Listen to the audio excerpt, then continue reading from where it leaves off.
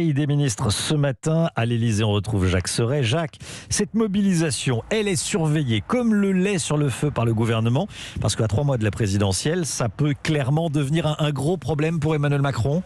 Oui, en ce jour de Conseil des ministres au Palais, c'est le sujet qui fait frémir certains conseillers. La Macronie est loin d'ignorer le potentiel ultra inflammable de ce mouvement de grève, un vent de fronde qui est pris très au sérieux, car Emmanuel Macron a précisément fait du maintien des écoles ouvertes sa stratégie, la singularité de la France face à Omicron au regard des autres pays européens. Un atout revendiqué, une carte maîtresse dans cette campagne qui risque de se transformer en caillou dans la chaussure présidentielle. Emmanuel Macron lui-même, la semaine dernière, admettait la mauvaise gestion de son ministre de l'Éducation devant une enseignante. Je vous donne le point, il faut plus d'anticipation, concédait-il, un brin agacé par la publication du protocole par voie de presse la veille de la rentrée.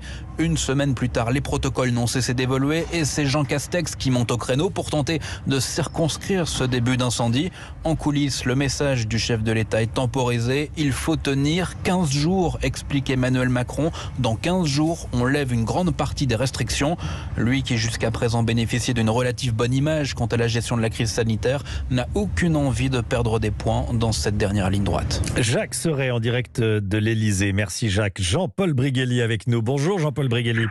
Bonjour. Vous êtes professeur agrégé de lettres, enseignant, essayiste français, spécialiste des questions d'éducation et auteur notamment de La fabrique du crétin aux éditions de l'Archipel. Alors déjà, quelle est votre opinion sur le mouvement de grève de demain? Qu'est-ce que vous en dites?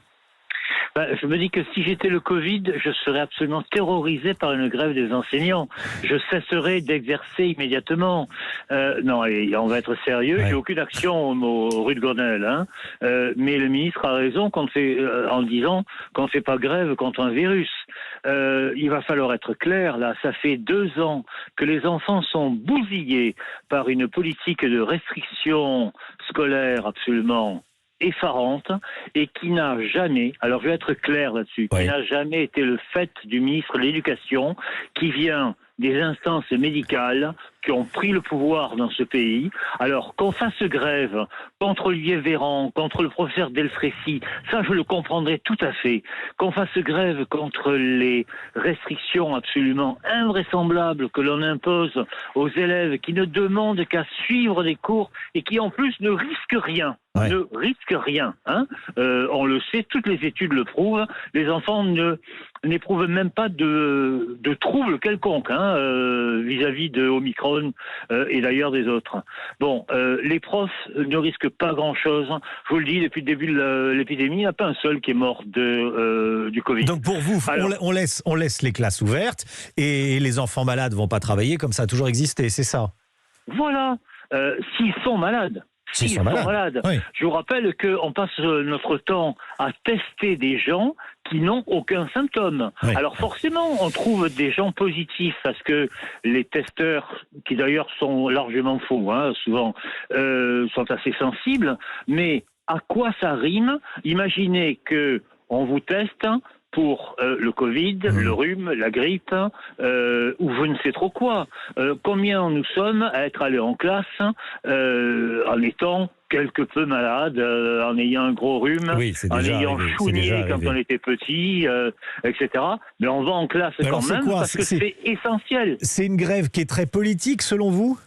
Oui, c'est une grève très politique. On essaie de faire payer à Blanquer d'un côté une politique sanitaire catastrophique et de notre côté un certain nombre de décisions du ministère. Je vous prends un exemple, le seul, puisque ça portera surtout sur les écoles, cette grève. Le ministère a expérimenté sur Paris et un peu la région parisienne une nouvelle méthode de lecture alpha-syllabique, le b.a.-ba, c'est-à-dire la logique même, la logique raisonnable. Oui.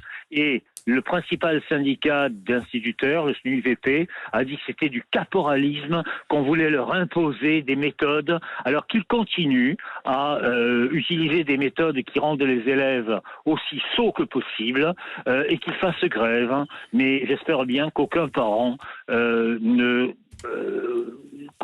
se pliera à des injonctions aussi absurdes. Merci beaucoup Jean-Paul Brigelli. Jean-Paul